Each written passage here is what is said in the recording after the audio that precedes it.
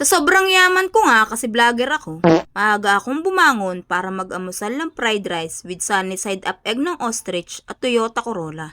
Kung kayo nga ay natutulala sa pag-iisip at paghahanap sa pera, ako natutulala kung paano gagastusin ang sintaas ng eskaparate ang patas na pera. Mayaman kasi ako. Kaya para mabawasan ay magbabakasyon kami sa Hawaii para lang maligo sa Waikiki Beach.